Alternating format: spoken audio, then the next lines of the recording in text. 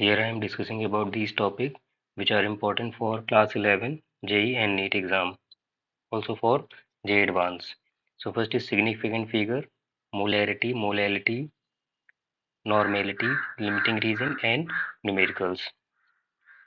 So first is significant figure. Significant figure को हम लोग सार्थक अंक भी कहते हैं। कोई भी नंबर हमारे पास गिवन होगा तो उस नंबर के लिए हम लोगों को सिग्निफिकेंट फिगर काउंट करना है। कोई भी नंबर हमारे पास गिवन है तो कितने सिग्निफिकेंट फिगर या सार्थक अंक आ रहे हैं, तो हम लोग टोटल नंबर ऑफ यहाँ अगर काउंट करेंगे तो ये 4 आएगा। तो ओवरऑल रूल ये है कि हम लोग को all non zero digits do count, मतलब कोई भी अगर जीरो से अदर नंबर आ रहा है, कोई भी 1 से लेकर 9 तक कोई भी नंबर आ रहा है, उसको हम लोग सार्थक अंक में काउंट करेंगे। जैसे यहाँ पर गिवन है 24, तो 24 में 2 सार्थक अंक आएंगे या सिग्निफिकेंट फिगर आएंगे, या 3.56 में 3 आएंगे। जीरो को हम लोग काउंट कब नहीं करेंगे, जब जीरो हमारा नॉन जीरो नंबर के पहले आ रहा होगा। अगर जीरो हमारा नॉन जीरो नंबर के पहले गिवन है तो हमें उसे काउंट नहीं करना है। सपोज यहाँ पर गिवन है हमारे पास 0.0025। अब ये वाले जीरो हमारे नॉन जीरो नंबर के पहले आ रहे हैं तो हम जीरो काउंट नहीं करेंगे। So for this significant figure 2, इसके लिए हमारे पास सिग्निफिकेंट फिगर 2 आएगा। अगर जीरो हमारा नॉन जीरो नंबर के बाद में आ रहा है, जैसे 100 गिवन है, तो भी काउंट नहीं होगा, तो यहाँ पर सिग्निफिकेंट फिगर हमारा 1 आएगा। तो जीरो इन बिटवीन अगर आएगा, जीरो नॉन जीरो नंबर के बीच में आएगा, देन काउंट करना है। जीरो अगर हमारा नंबर के पहले आ रहा है या नॉन जीरो नंबर के बाद में आ रहा है तो उसे काउंट नहीं करना है। सपोज अगर 102 है तो इसके लिए सिग्निफिकेंट फिगर 3 आएगा। सपोज 100 है तो इसके लिए सिग्निफिकेंट फिगर 1 आएगा, या फिर 0.001 गिवन तो इसके लिए भी सिग्निफिकेंट फिगर हमारा 1 आएगा।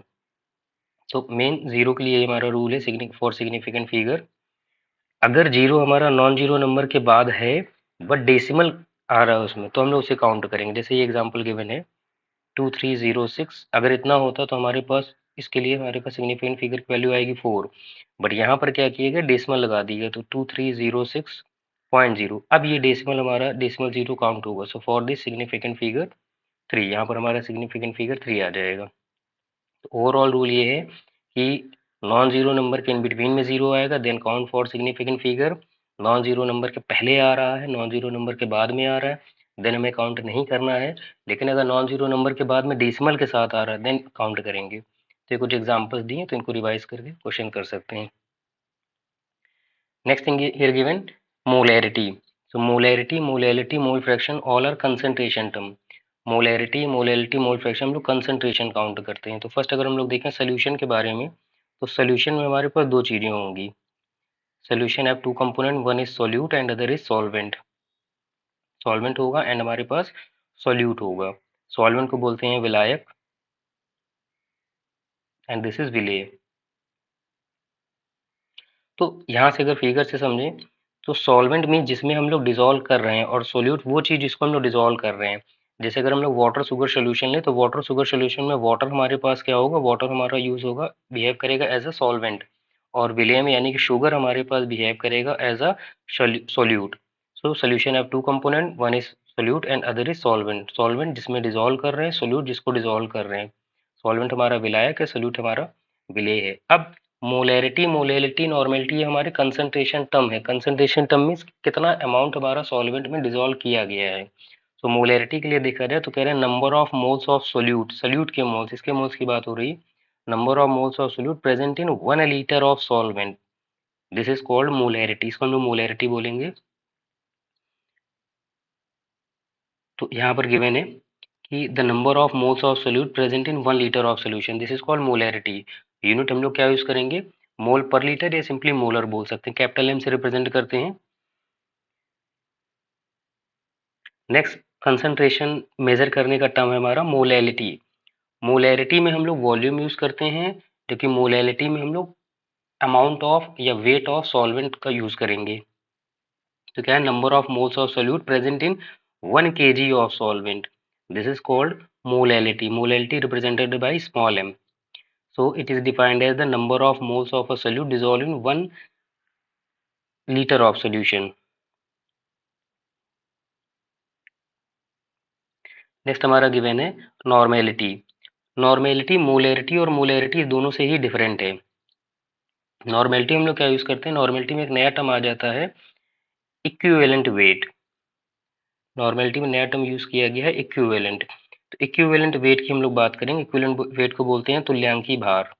या तुल्यांकी द्रव्यमान। तो इक्विवेलेंट वेट हम लोग निकालने का मेथड क्या है? इक्विवेलेंट वेट निकालने के लिए हम लोग किसी का भी अगर इक्विवेलेंट वेट निकालना है देन उसका मोलर मास लेंगे या मॉलिक्यूलर मास लेंगे and divided by N. N हमारा क्या है? N means number of H plus ion या OH माइनस आयन या फिर उसकी वैलेंसी। जैसे अगर हमें HCl के लिए निकालना है इक्विवेलेंट वेट, तो HCl का मास हमारा आ जाएगा 36.5 एंड डिवाइडेड बाई 1, क्योंकि यहाँ पर एक हाइड्रोजन आ रहा है। सो नॉर्मेलिटी के लिए फॉर्मूला हमारे पास क्या आ जाएगा कि number of moles of solute present in, या number of moles of gram equivalent, यहाँ पर इक्विवेलेंट है number of moles of gram equivalent present in 1 litre of solution, this is called normality. Normality को हम लोग कैपिटल एन से represent करते हैं। तो यहाँ पर हमारे पास इक्विवेलेंट वेट निकालने के लिए फॉर्मूला गिवन है ये। सपोज हमें H2SO4 के लिए अगर निकालना है इक्विवेलेंट वेट, तो H2SO4 के केस में हमारे पास इक्विवेलेंट वेट आएगा for H2SO4 equivalent weight molar mass of H2SO4 which is 98 and divided by 2, क्योंकि हमारा 2 हाइड्रोजन देगा। So this is equivalent weight of H2SO4। So here given difference between molarity and molality। Molarity capital M में हम लोग देखते हैं number of moles of solute present in 1 litre of solvent, यानी कि हम लोग वॉल्यूम की बात करते हैं। बट मोलैलिटी में हम लोग क्या करेंगे? Number of moles of solute present in 1 kg of solvent, यहाँ पर हम लोग सॉल्वेंट के वेट की बात करते हैं। तो यहाँ पर गिवन है कि molarity is the number of moles of solute पर लीटर सोल्यूशन। मोलैलिटी में क्या करें? Define number of moles per kilogram of solvent. तो इस तरीके से हम लोग मोलैरिटी और मोलैलिटी में डिफरेंस हम लोग क्रिएट कर सकते हैं। नेक्स्ट अगर हम लोग बात करें मोलैरिटी और नॉर्मेलिटी में डिफरेंस, तो मोलैरिटी में क्या है? Number of mole present in 1 litre, और यहाँ पर पॉइंट यूज करा ग्राम इक्विवेलेंट के बारे में। यूनिट आएगी मोल पर लीटर, यहाँ पर मोल की जगह क्या ले रहे? इक्विवेलेंट, तो यहाँ पर आ जाएगी इक्विवेलेंट पर लीटर। नेक्स्ट मेन पॉइंट है कि मोलैरिटी यानी कि कैपिटल एम हमारा टेम्परेचर डिपेंडेंट है। कैपिटल एम हमारा टेम्परेचर डिपेंडेंट है, मीन्स अगर हम लोग टेम्परेचर चेंज करेंगे तो टेम्परेचर चेंज करने पर हमारे पास मोलैरिटी की वैल्यू चेंज होगी। बट नॉर्मेलिटी या मोलैलिटी टेम्परेचर डिपेंडेंट नहीं है, टेम्परेचर चेंज करने पर वैल्यू चेंज नहीं होगी। नेक्स्ट टॉपिक है limiting reason.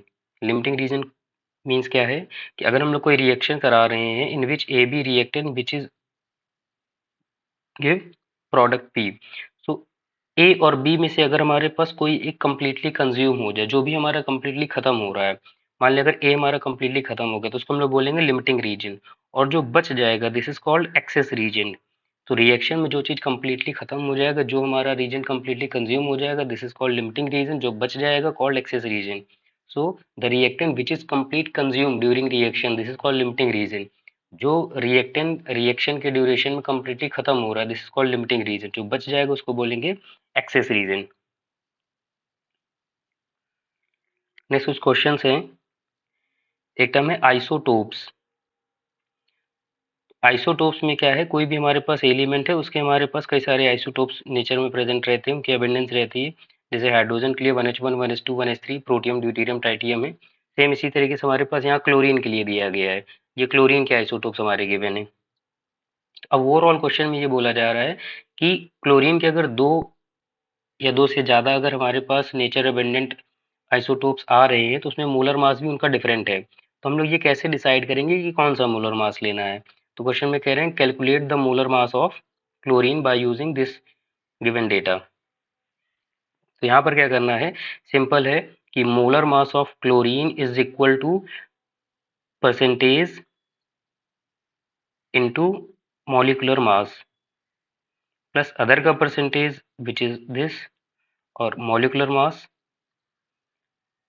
And divided by total divided by 100। इसको पूरे को हम लोग 100 से डिवाइड करेंगे।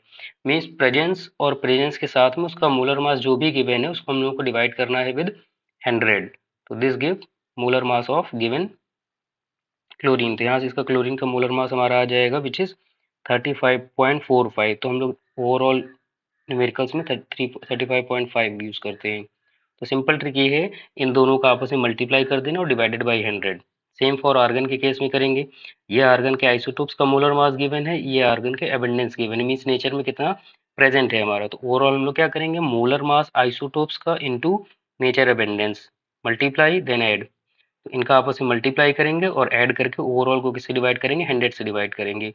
So this give molar mass of given compound.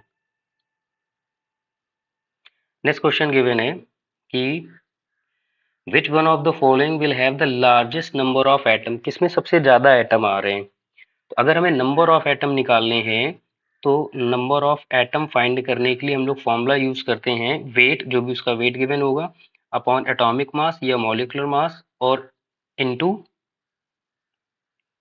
Na। Na means ओवोगाद्रो है। तो अगर फर्स्ट वाले के लिए देखा जाए फॉर 1 ग्राम ऑफ Au, तो वेट गिवन है 1 ग्राम, Au मीन्स गोल्ड है तो मास कितना हो जाएगा 197 और इनटू Na। तो सभी के लिए देखेंगे अगर, तो नेक्स्ट वाले हमारे पास आएगा 1/23 इंटू Na। थर्ड केस में आएगा 1/7 इंटू Na और लास्ट केस में आएगा 1/71 इंटू Na। तो अगर मैथमेटिकली यूज किया जाए तो इसमें से लार्जेस्ट वैल्यू हमारे पास किसकी आएगी, लार्जेस्ट वैल्यू आएगी जिसमें डिनोमिनेटर हमारा स्मॉलर होगा।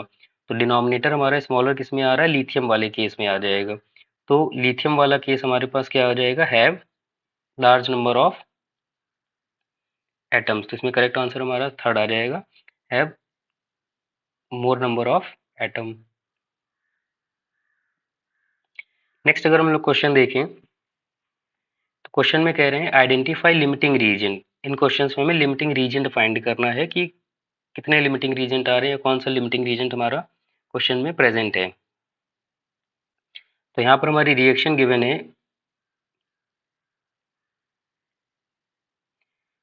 A+B2 which give AB2। अब यहाँ पर A के मोल्स हमारे 1 आ रहे हैं और A एटॉमिक फॉर्म में है, A सिंगल इसलिए A एटम है, B2 है यानी कि B हमारा मॉलिक्यूल के फॉर्म में आ रहा है, ये भी 1 है यानी कि एक एटम A 1 B मॉलिक्यूल से रिएक्शन कर रहा है। तो इस रिएक्शन में अगर देखा जाए तो पहला वाला हमारा एटम है, दूसरा वाला हमारा मॉलिक्यूल है। अगर मॉलिक्यूल को भी एटम में देखा जाए तो ये अगर दोनों में देखा जाए तो ये हमारे पास एक एटम दो एटम से रिएक्शन कर रहा है क्योंकि दो एटम मिलकर के B2 को मॉलिक्यूल बना रहे हैं। तो ओवरऑल इस सेक्शन में बताना है टोटल कितने हमारे पास एक्सेस रीजन या फिर लिमिटिंग रीजन आ रहे हैं फॉर गिवन डेटा। तो फर्स्ट केस में देखा जाए तो कह रहे हैं 300 एटम ए के आ रहे हैं और 200 हमारे पास मॉलिक्यूल आ रहे हैं बी के लिए देखा जाए। तो अगर ओवरऑल रिएक्शन को तो हम इस टाइप से लिख लें, एक एटम ए के लिए दो बी रिक्वायर हैं, मतलब अगर हमारे पास ये 1 होगा तो इसके लिए हमें दो रिक्वायर हैं। तो अगर ये 300 होगा तो ये हमें कितने रिक्वायर होंगे, 2 इंटू 300। तो 2 इंटू 300 मीन्स 600 आ जाएगा। तो यानी कि 300 के लिए हमें 600 रिक्वायर होनी चाहिए, बट यहाँ गिवन कितने 200, तो जरूरत से कम गिवन है। तो जितनी रिक्वायरमेंट है उससे कम गिवन है यानी कि कंप्लीटली कंज्यूम हो जाएगा। तो फर्स्ट केस में हमारे पास क्या आ जाएगा, B is limiting reagent. B हमारा क्या आ जाएगा, B use as a limiting reagent. Next case में अगर देखा जाए तो नेक्स्ट केस में कह रहे हैं 2 मोल ए एंड 3 मोल बी। ए के 2 मोल ले रहे हैं और बी के हम लोग यहाँ पर ले रहे हैं 3 मोल्स।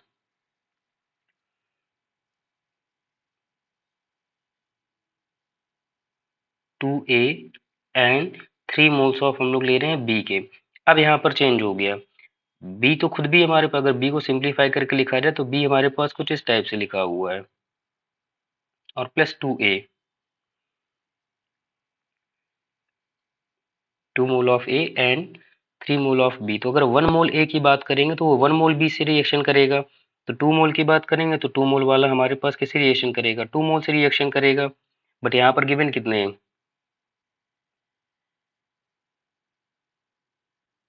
रिएक्शन हमारी है A+B2 दिस इज प्रोडक्ट। इसके लिए ये 1 मोल है, इसके लिए हमारे पास 1 मोल है। तो अगर ए का एक लेंगे तो बी का भी एक यूज होना चाहिए। ए का अगर एक ले रहे हैं, अगर ए के दो ले रहे हैं तो बी के भी दो यूज होंगे। बट बी के हमारे पास क्वेश्चन में गिवन कितने, बी के हमारे पास 3 मोल्स गिवन है यानी कि जरूरत से ज्यादा गिवन है, तो यानी कि बी हमारे पास बच जाएगा। तो इस रिएक्शन में बी हमारे पास एक्सेस नहीं होगा, तो कम क्या पड़ेगा ए, यानी कि सेकंड वाले हमारे पास ए हमारा बिहेव करेगा as a excess, as a limiting reagent. तो इसके फर्स्ट पार्ट में हमारे पास बी यूज होगा as a limiting reagent, second वाले क्वेश्चन में हमारे पास यूज होगा ए यूज होगा एज अ लिमिटिंग रीजन। इस तरीके से हम लोग आइडेंटिफाई कर लेंगे।